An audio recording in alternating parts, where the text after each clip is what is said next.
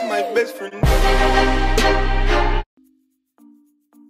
Hello and welcome back to another video. We're going to be changing things up for this week's video. I thought I'd start covering what has been going on in the last month on the internet or things that have just come to my attention. This month has been a drama-filled one, so let's get into it. Now, bestiality is nothing to joke about, but this Shane Dawson controversy is hilarious, mostly because of his response to the whole thing. So to give you some background, Shane Dawson made some gross comments about how he betrayed his cat. I'm saying that in the most YouTube friendly way I can. He made some jokes in which he was trying to be shocking, and these were from a couple of years ago from his podcast Shane and Friends. All of these jokes have since been dug back up. It seems like all of Shane's controversy come from years ago, but I think the majority of the internet believe that Shane was not actually being serious. But his tweet in response is what really made headlines, with many memeing the situation. I mean, this apology is 10 out of 10. I don't know what to say. What in the world? Stop! I wasn't going to make apology videos after last year's thing, so I'm just trying to be a short and honest with this. You know that Onision was at home celebrating when this all came out. I think he's Shane's biggest fan and biggest hater. Honestly, the internet has become way too sensitive nowadays. It seems like nobody can distinguish between a joke and actual problematic behaviour. And a few days later, Shane proposed to his longtime boyfriend, Ryland. Wow, timing is everything. Kissy, kiss daddy. Cheeto, kiss daddy, kiss daddy. Name a more iconic love story. Oh wait.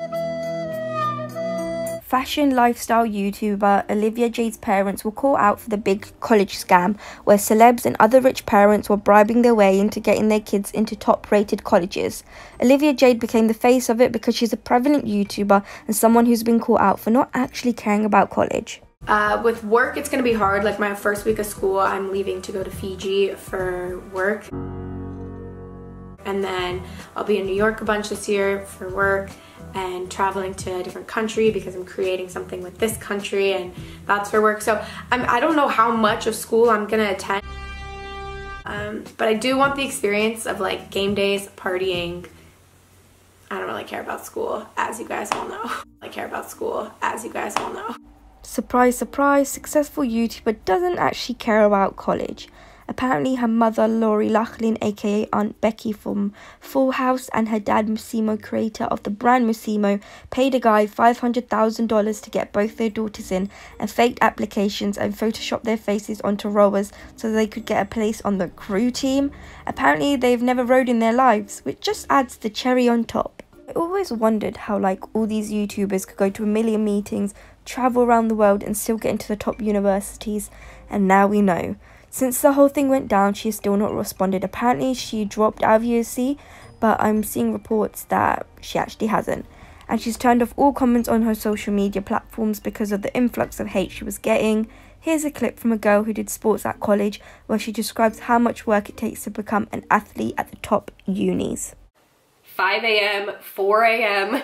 to get to like all of their meets. Think about how many regattas you have to attend to be on a crew team. This is so annoying that they just pushed past all of this work that normal people do to earn their way into the college that they wanted to. Think about how many people it's their dream to go to USC, to be a part of the USC crew team. Here's another thing to take into consideration.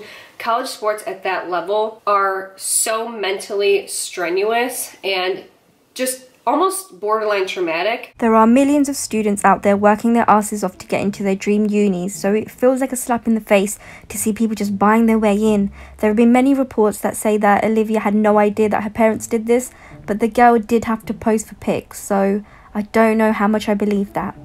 Rich people, man. I'm rich, I'm rich. The next thing that was exposed this month was tattoo artist Romeo Lacoste's creepy behaviour towards minors.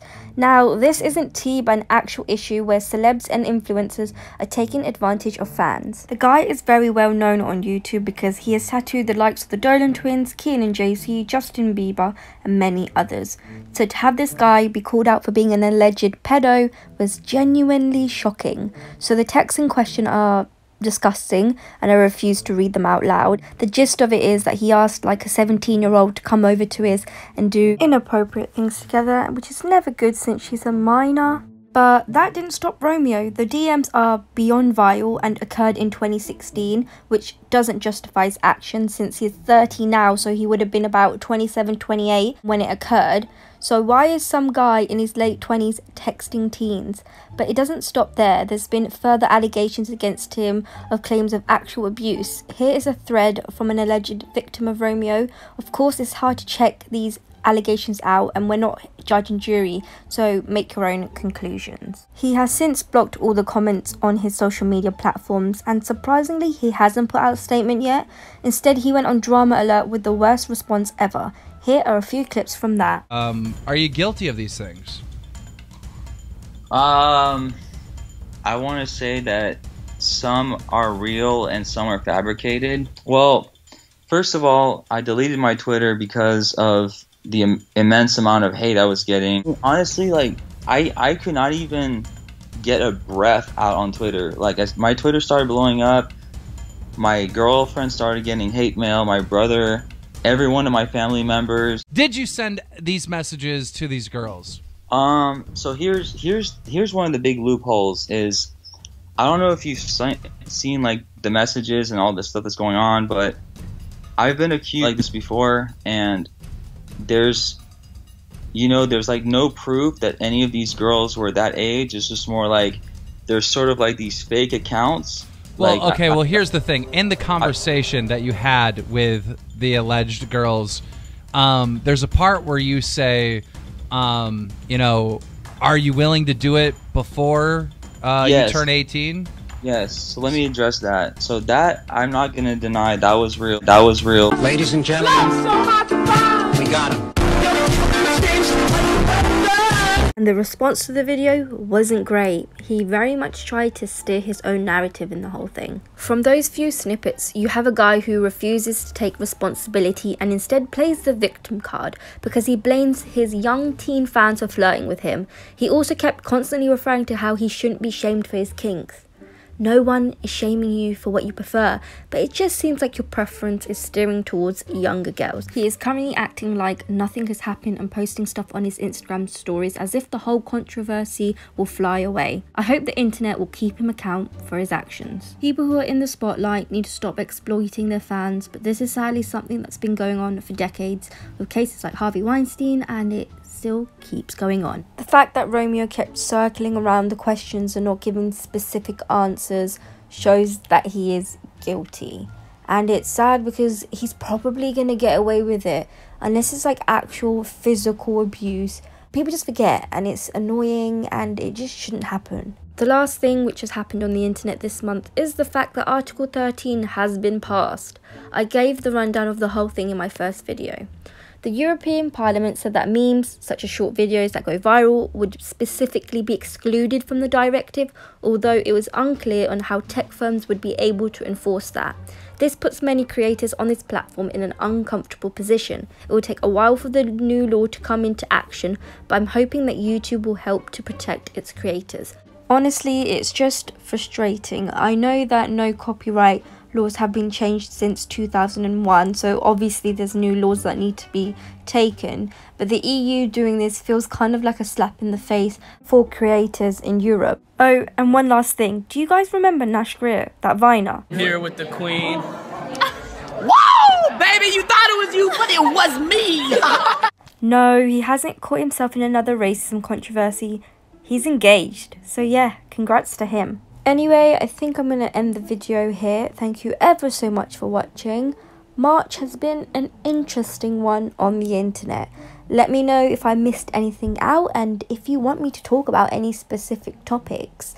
I recently put out a video called The Breakdown of FouseyTube, where I look at his downfall and how the pranks and fake controversies have led to him kind of withering away. Also, let me know if you like this type of video. I'm thinking of doing it once a month towards the end of the month, just to like give a rundown of what has happened in the month if I haven't focused on these specific topics. I'm going to put my Twitter and Instagram up here, and yeah, have a great day. So excited because I've been thinking about something really cool to share with you guys. No girls thought I was cute. Quick lesson for you guys: if you're not cool in school, don't let it discourage you because you never know how things are going to turn out.